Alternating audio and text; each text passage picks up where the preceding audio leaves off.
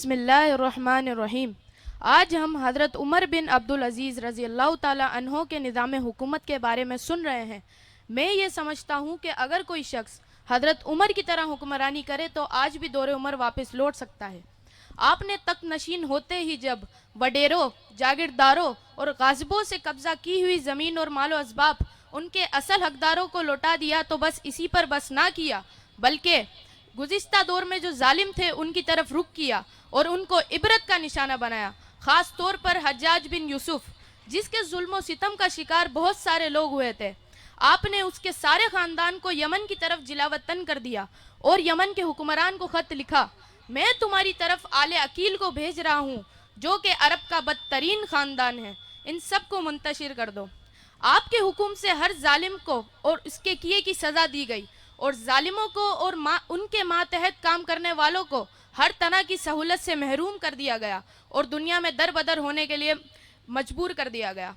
اس کے بعد آپ نے اپنے ٹیکس جمع کرنے والے اداروں کی طرف رخ کیا۔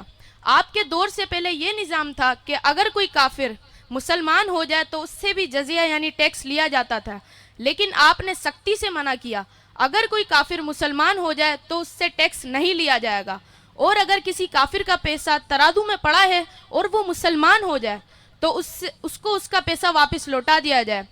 محترم حاضرین، اسلام نے تو مسلمان پر صرف زکوٰۃ فرض کی ہے اور وہ بھی امیر آدمی پر۔ غریب کو تو حق دیا ہے کہ وہ بیت المال سے اپنی ضرورتیں پوری کر لے، لیکن افسوس آج آپ بہتر جانتے ہیں کہ پیدا ہونے سے لے کر مرنے تک ہر چیز کی قیمت الگ ادا کرتے ہیں اور ٹیکس الگ ادا کرتے ہیں۔ یہ صرف اسی وجہ سے ہو رہا ہے کیونکہ آج کوئی حضرت عمر جیسا حکمران نہیں۔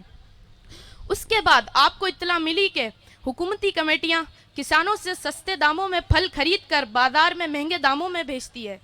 تو آپ نے عبداللہ بن عجلان اور خالد بن سالم پر مشتمل ایک تحقیقاتی کمیٹی تشکیل دی اور تمام وزراء کو خط لکھا کہ اگر کوئی اس کارروائی میں پایا گیا تو وہ کسی بھی قسم کی رعایت کا مستحق نہیں ہوگا۔ اسلام تو ایک مکمل ضابطۂ حیات ہے جو کہ انسانوں کی زندگیوں کو آسان اور پرسکون بناتا ہے، لیکن بشرط ہمیں یہ معلوم ہونا چاہیے کہ حکمرانی کا کیا مطلب ہے اور ہمارے اسلاف نے کیسے حکومت کی۔ اللہ ہمیں حضرت عمر بن عبدالعزیز رضی اللہ تعالیٰ عنہ جیسے حکمران عطا فرمائے، آمین۔